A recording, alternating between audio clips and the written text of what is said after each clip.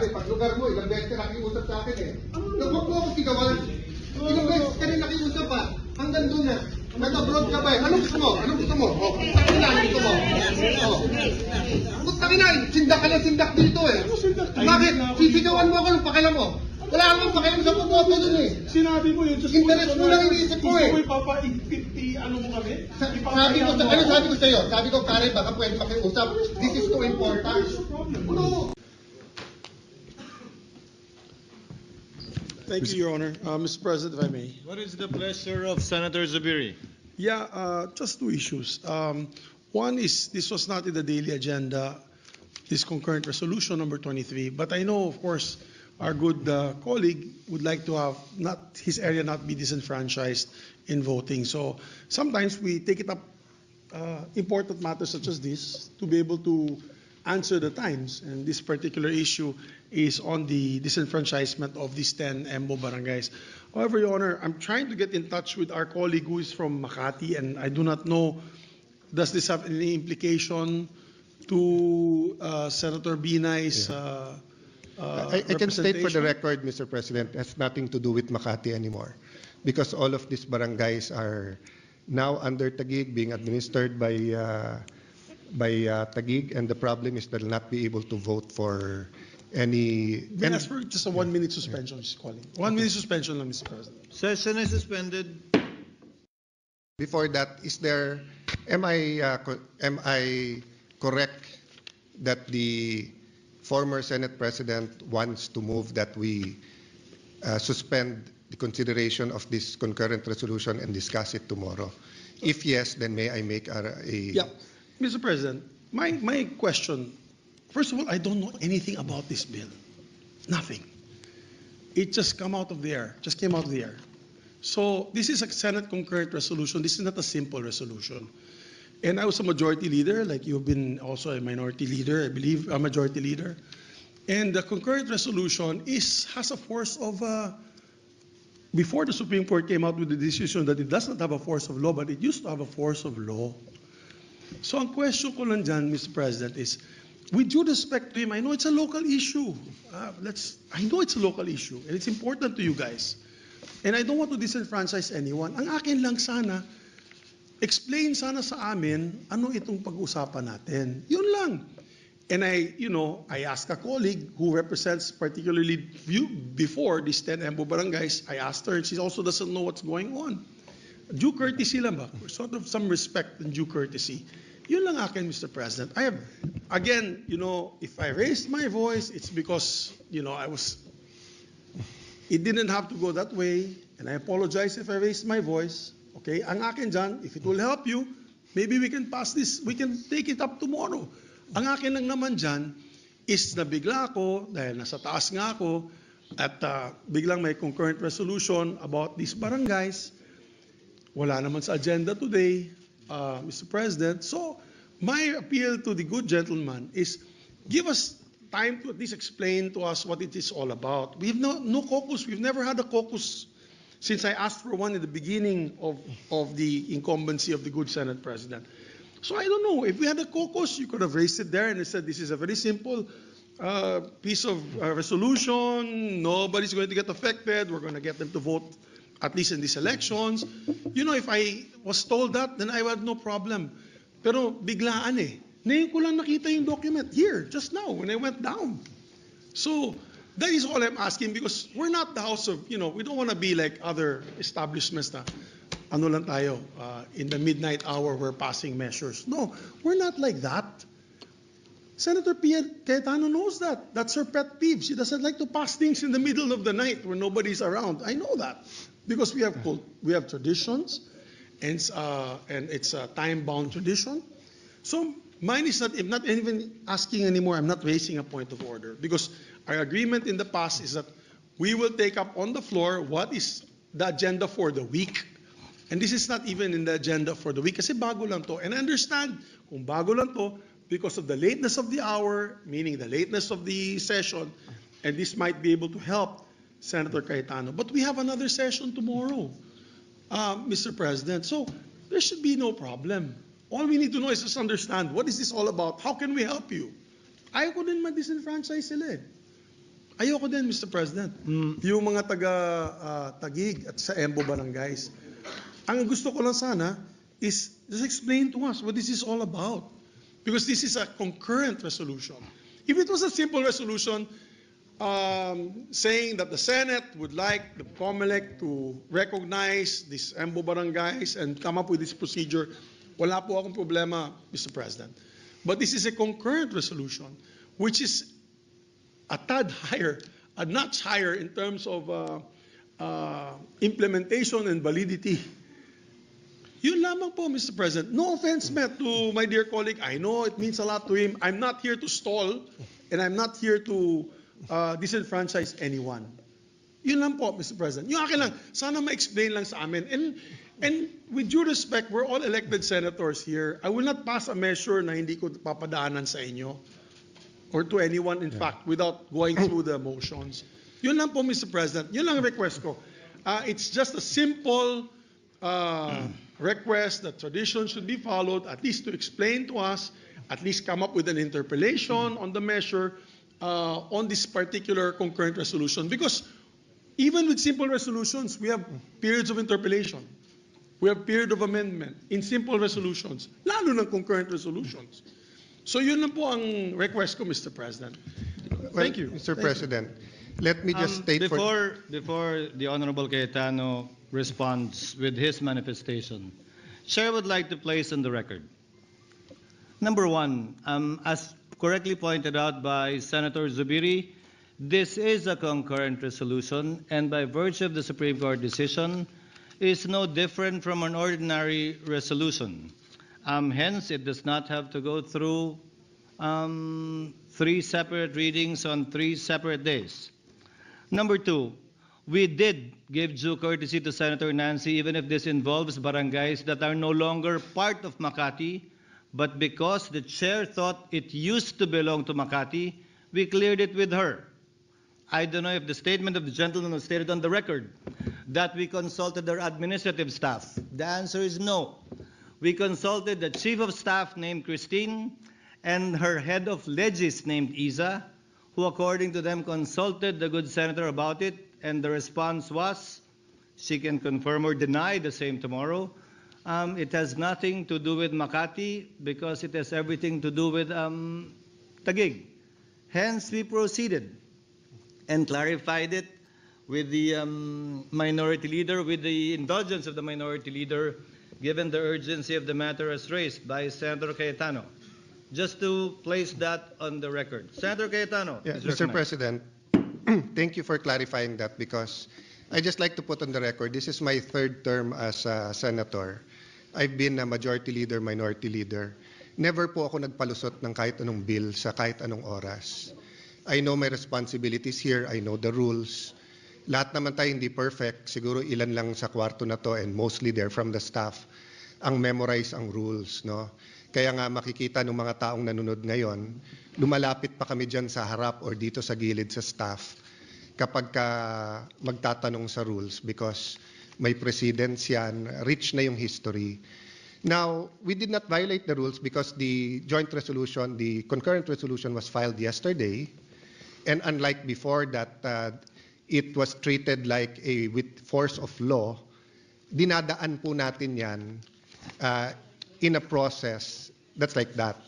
But after the Supreme Court decision na sinasabi it's like a resolution, it's the sentiment, yung kalooban ng House at Senate, we treat it like any other resolution. The person objecting now was our former Senate President. He knows naman that you do not go to all 24 senators. You go to the minority because you're part of the majority. And I did go to the majority last night pa. Last night, the Senate President advised me to talk to Senator Nancy, and due to some recent misunderstandings, he offered na kung gusto mo, ako nakakausap. And I waited all day long until nga mag-respond yung Chief of Staff niya. So it's not just an emotional issue. It's not a local issue. It's an issue of constitutional importance, the ability for people to vote. The good senator, Senator Zubiri said kung i-explain lang sa kanya, kaya nga ako lumapit sa kanya sa harap eh.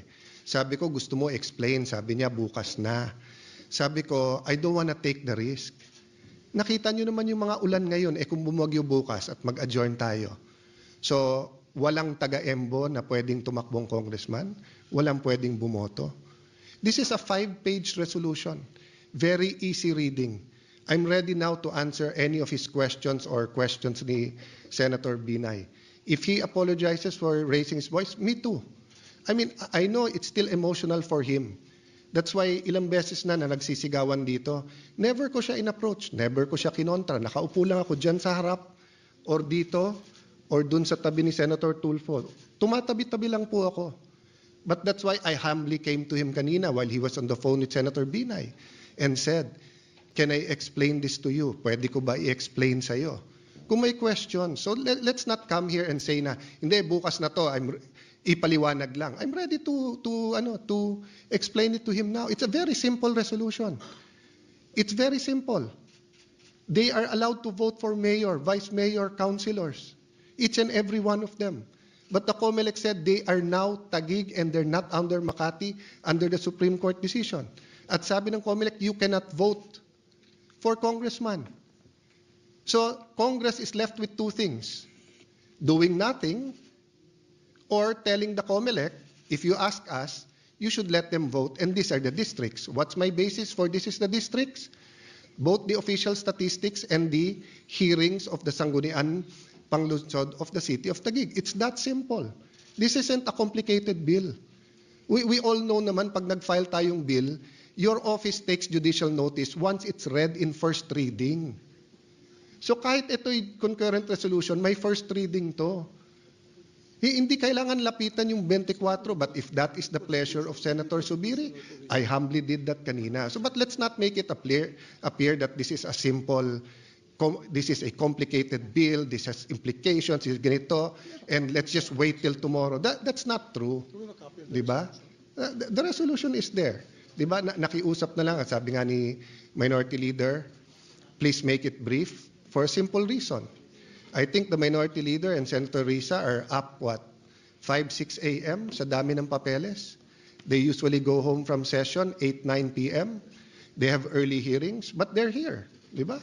So sa akin, Mr. President, if the former Senate President heard me, I'm making appeal, not for myself.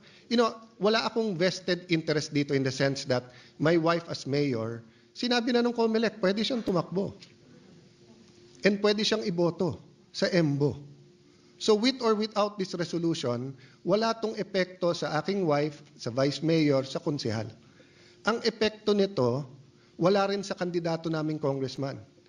Because with or without this resolution, yung kakampi naming congressman ay tatakbo sa District 1 at District 2, yung kapartido. Wala rin itong epekto sa katunggali naming congressman. Because with or without this resolution, tatakbo sila. Sino maapektuhan dito? Yung more than 200,000 na qualified sa EMBO na gustong tumakbong congressman at yung gustong bumoto ng congressman. And after June 30, saan sila lalapit for representation sa kanilang district? Right now, nahihilo na sila. If they go to the congressman of the 2nd District of Makati, possibly, I don't know his response, possibly, hindi na naman kayo sa Makati. If you go to the 1st or 2nd District of Taguig at hindi magkasundo yung congressman, mag-aagawan sila kasi pareho nilang hindi distrito. So this is a mere resolution saying the sentiment of Congress. If anyone here wants to say na I disagree, okay lang. If anyone here wants to say na hindi, dapat yung barangay na ganyan or wants to ask me a question, I'm ready as much as makakaya ko. Pero ang masasagot ko lang sa inyo, Mr. President, and this is for my, tinuturing ko rin kaibigan, kahit may heated, siguro naman, 1998 ko pa kasama si Senate President Zubiri. So siguro we're entitled one heated argument, which is tonight. No? Kasi 1998 ko pa naman siya. Madalas, magkaiba kami ng stand, pero hindi naman kami nagkakainitan. So if you're apologizing for raising, I also apologize for raising my voice, my friend. But you know, if this was Bukidnon at hindi sila makakaboto, hindi sa i-give ko lang sa iyo eh. I'll stand there, I'll listen to you, I'll even help you kung hindi mo kasundo si Nancy. But yung nangyari tonight, I mean, ikaw na magsabi, di ba? I mean, You could have said 1 minute suspension, usap tayo. But yun nga, I mean, wala naman akong choice eh. If you guys want to wait for tomorrow, but if something happens tomorrow, di ba, what do I tell the people of Embo? Sorry, hindi kayo pwedeng tumakbong congressman kasi walang ginawa ang Senate. Di ba? Ang House are ongoing pa. Nandun si Mayor Cayetano together with the other officials of Taguig. Precisely nga, we don't want to wait till the last minute. I mean, I wouldn't risk anything that important to you, brother, to the last minute. So, kung merong kang pagtingin sa matagal natin pagsasama, let's debate on other critical areas that we really disagree. Eto naman, kahit tignan mo ng mabuti, there's nothing hidden there. There's no hidden agenda. Una-una kung hidden agenda, tinago namin yan. Please take a look at the resolution. There's nothing there which isn't quite clear, factual, you can get from any website, di ba? But, you know, let me just extend ng konti. We treat it as a bill. You call all the barangays. You call the COMELEC. They'll tell us everything we want to know na. We prefer a 3rd district. Gusto namin sa Taguig 3rd district. Bakit hindi? Madadagdagan kami ng congressman. Ang problema nga, may moratorium at hindi na aabot ng October 1 to 8. Di ba? Oh. So, what's the other option? The other option for us now is wag silang pabotohin. That will be the first time in Philippine history na meron taong bawal bumoto sa kanyang congressman. Meron nga tayong bill na yung overseas voting, payagan na rin sila sa local eh. Kasi sa ngayon, di ba, President, Vice President at Senadors yung absentee voting. May bill nga tayo na pabotohin sila. Eto na sa Pilipinas eh. Hindi makakaboto. It's not your fault, it's not my fault, it's not the Binay's, it's no one's fault because yung timing and circumstance ng Supreme Court decision and yung pleasure ng House na wag magdagdag ng miyembro. Some of them feel we're an exceptional case at dapat payagan. Hindi namin brinaso yon. And even if hindi, kung kusa sa loob nila magpasa ng 3rd district, hindi na kaya in 1 week. What will we do? Pipilitin natin by December or January na magpasa ng 3rd district. In the meantime, all the candidates in that area will know what to do. There will be no discussion on the issues, whether local or national. Diba? So, yun naman sa akin, no? Na I leave it to the pleasure of the former Senate President and gentleman from Bukidnon, no? If you ask me, ako'y nakikiusap, ipasa na natin. Since walang masasaktan dito. Kung may makita kayong masama tomorrow, you can move to recall it. And the other members will be here. Oh. Kung may mangyari tomorrow for one reason or the other at hindi ito mapasa, how do we answer our constituents? Constituents, binoto rin naman tayo nung kanya-kanya nating lugar eh. Di ba? So maybe that would be acceptable to him, that we pass it. If they see something wrong, tell me, ako mismo mag-move to reconsider, then we will discuss it. Nandito naman siya. Any member who's here and voted for it can move for the reconsideration. May I ask for a minute suspension, Mr. President? Session is suspended. Senator Zubiri is recognized. Yeah, thank you, Mr. President. After deliberating with the good sponsor, no, I just wanted to find out, because initially I thought it was a creation of a new district, like an EMBO district, which is clearly we can't do. It has to be a creation by law. So these are the things that I wanted to learn more about before the actual filing. So at least now I was able to consult with the good gentleman from Taguig, and it's a clarification that we're not creating a new district. It's just trying to asking the COMELEC to try to absorb the other, these 10 areas in the other 2 districts. Is that correct, Your Honor? So, Is that correct, Senator Cayetano? Yeah, it's correct, Mr. President and former Senate President, na, as I said, no, we're trying to make the best of a very bad situation. In one sense, they're not part of the 2nd District of Makati, but they're also not part of any other district, and there's no time, and we're not sure if a third district. So what we're saying lang is ipasok sila proportionally and contiguously to the existing District 1 and 2 of Taguig. And since the House have a present representative of District 1 and 2, then if they pass it, then now you will have the City Council, the House, and the Senate just giving the COMELEC a sense na dapat pabotohin sila. With that explanation, Your Honor, Mr. President, and knowing fully well that this is a resolution, it's like a sense, ika nga, ng Senado, a sense of Congress, because it's a concurrent resolution.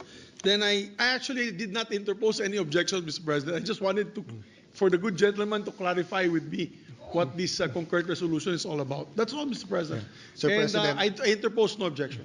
Sir President, just for the record, sa elevator lang nagyayabang ako sa staff ko. Sabi ko, sa lahat ng Cayetano, ako pinakamalamig ulo. Kasi mainit na ulo ng ate ko kanina.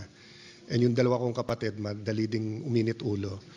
And then uminit ulo ko ngayon. So I apologize to everyone, including Senate President Zubiri. Technically, may excuse ako kasi I'm on steroids dahil hinihika ako ngayon. But it's still no excuse. So pasensya na kayo. Me kung also, I apologize for my tayo. behavior, Mr. President. I mean, we've known each other since 1998. We have together known with each the other good Senate since President. 1998. Yeah, so... And while we're in the spirit of asking for apologies, Chair would also like to apologize for the lateness of the hour. Yeah. So with no objections Yes. from Senator Zubiri, may I now recognize the Majority Leader. Majority recognized for his manifestation and brief remarks on the same. You may proceed, sir.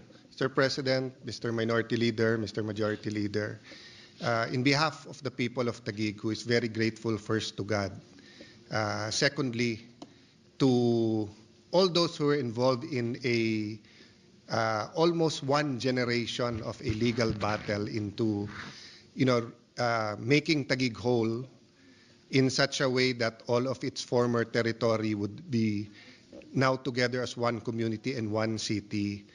And in thanking my colleagues who are still here, it's almost 9 p.m., and giving me the chance to sponsor and give brief remarks about this concurrent resolution.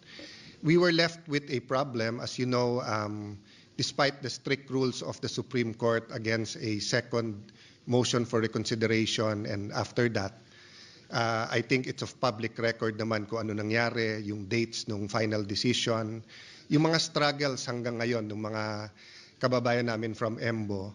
And there's one struggle that they need the help of Congress, which is to be able to run for Congress and to be able to vote for a member of Congress. It is most basic in the U.S. Constitution, where we copied our Constitution, that no taxation without representation. So unless we're ready to say that lahat ng taga-EMBO ay wala ng buwis, we should not take out their right to have a representative and to vote for a representative. So recently, the Commission on Elections said that they cannot vote for congressman in the 2nd District of Makati dahil wala na sila sa Makati. Now, both cityhood laws of Makati and Taguig said that the cityhood law is dependent on the final resolution of any boundary dispute settled, of course, by the right forum.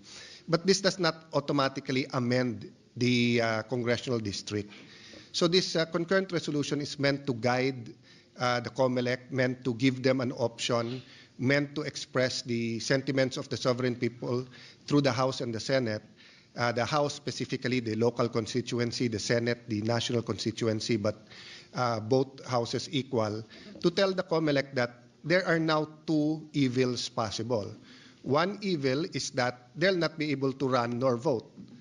The other one is that the COMELEC has no basis of where they can vote and where the barangays, which district. So this concurrent resolution is an attempt. It's not a perfect attempt, but it's an attempt until the legislature in the future can pass a new law regarding the districts. So we seek with this concurrent resolution to make our will known to the Commission on Election. Thank you for this. Thank you for this opportunity, Mr. President. No?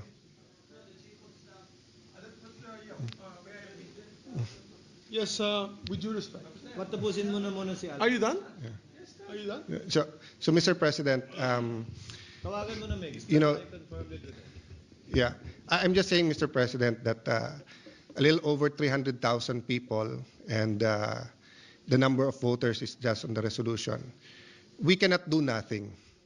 So I know some of our colleagues have, sa Tagalog, parang agam-agam. Even sa hearing ng City Council, I sat in, listened to our kababayans from Embos and other barangays. And, you know, we're all searching for the perfect solution. And the reality is that in this Congress, nagkaroon ng moratorium on new districts. And nangyari din po na yung time element, kasi filing na ng candidacy ng first week of October. No? So this resolution, if this was the House, it's simply a local bill. So it has to do with Taguigueños. But in the Senate, of course, it is the wider issues, and the issue here is very basic. It's representation. It is suffrage. No? So, Mr. President, I know there are a lot of questions. I tried to answer them myself, did a lot of legal research. I am confident the House Legal Department, who's also doing their research, will find that everything is in order.